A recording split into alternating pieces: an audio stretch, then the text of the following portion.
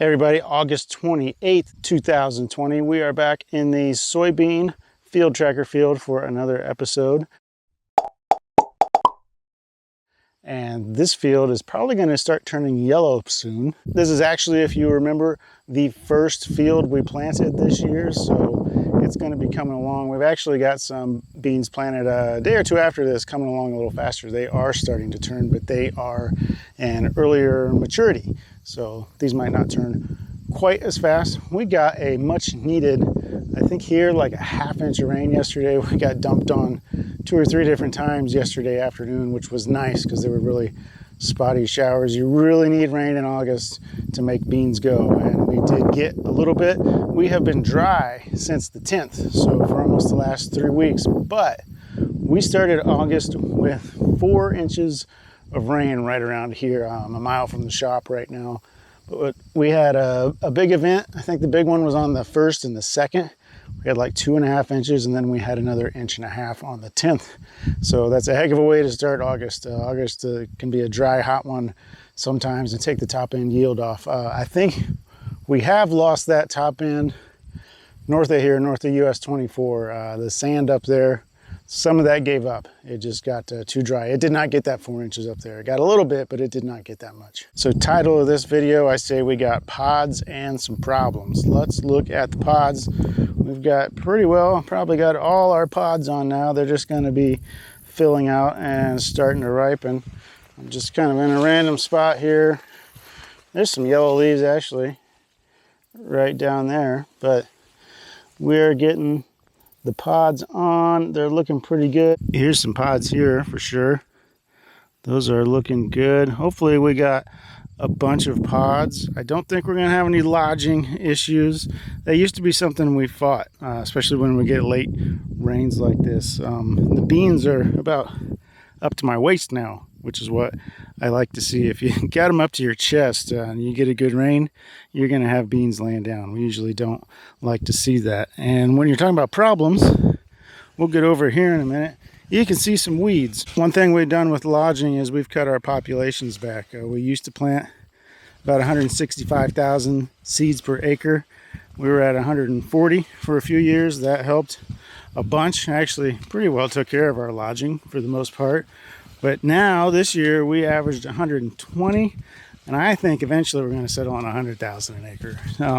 We are now looking at seed cost savings and not hurting yield, and I've got trials. I got another one out this year. I've been down to 80,000 planted a couple of times, and it's the same yield as even up to 200,000. So yeah, that is a good sign that we can cut our costs and keep our yields. So we're right here on the south end row.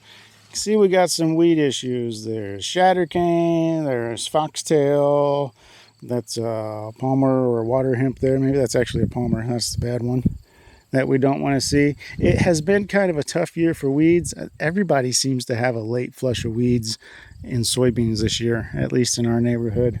I think we were really dry in June and cool. We fought this in corn as well.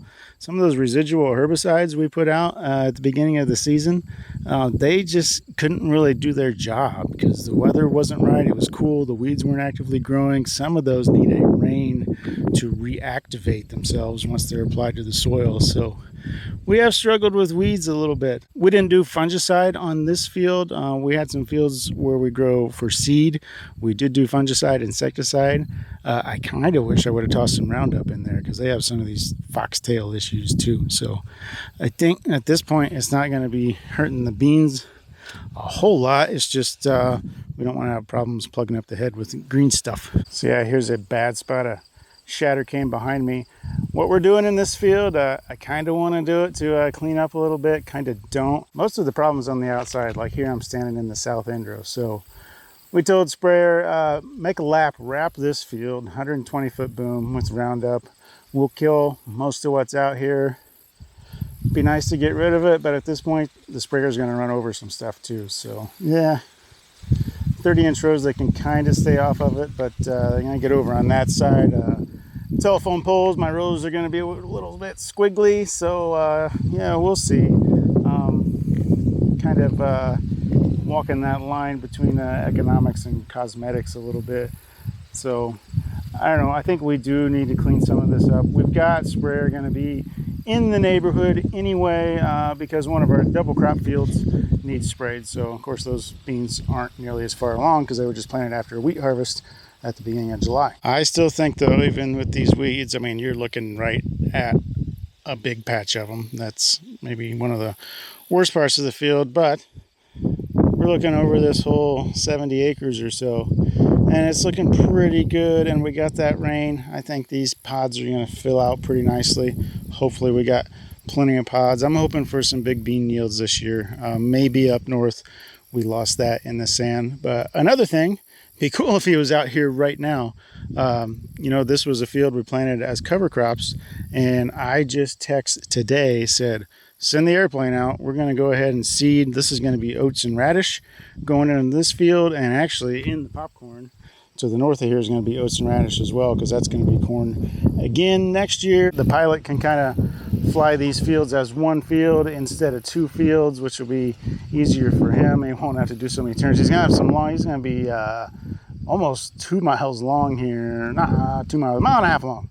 He's going to have some mile and a half long passes, so that'll be nice for him with these two fields combined like that.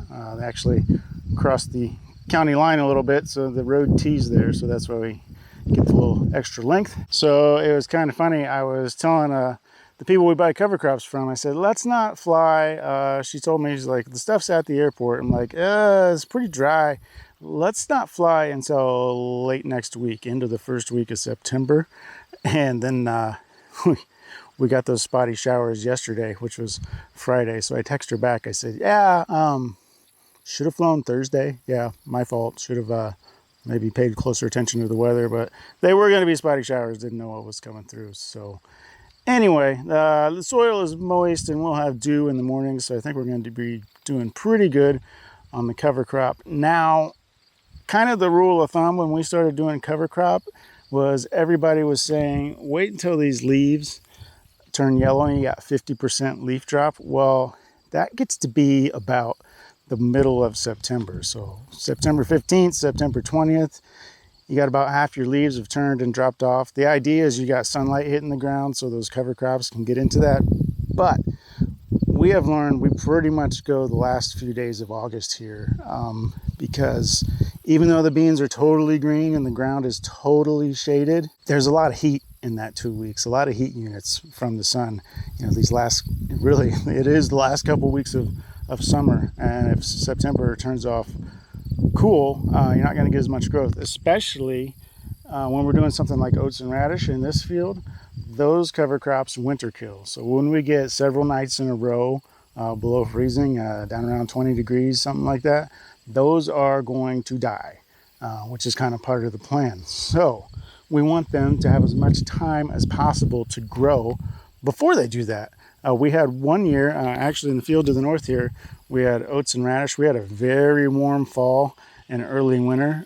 Those did not winter kill until right at New Year's. So those oats and radish grew a lot. And we tiled that field. So, you know, we had strips going through the field where ground was worked up, burying the tile. And then we ran the disc over the top of that to level it out. That field was kind of a partially tilled, no-till field.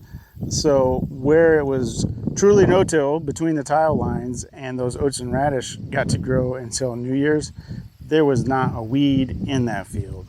Where we did tillage and kind of wiped out that effect, weeds. Any day now, airplane's going to be coming through here. I'm actually headed out to Iowa tomorrow, so I may miss the flight.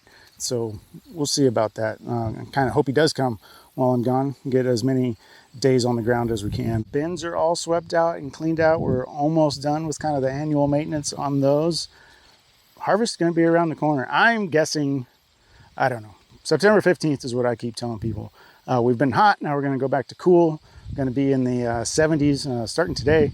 Actually, we were really gross, hot and humid the rest of this week. I had to change shirts at lunchtime a couple times. I was so soaking wet. Even had the bills in my wallet were wet. But anyway, we're cooling down. We'll see how it matures. I don't know, 2-3 weeks away from some harvest maybe. So that's going to be exciting. We'll get back out here before harvest probably one more time, see those cover crops growing, and see this field, you know, kind of turn yellow and start losing some leaves, starting to ripen up. Thanks for watching. Check out the rest of the playlist and the other field tracker fields, and we'll see you later.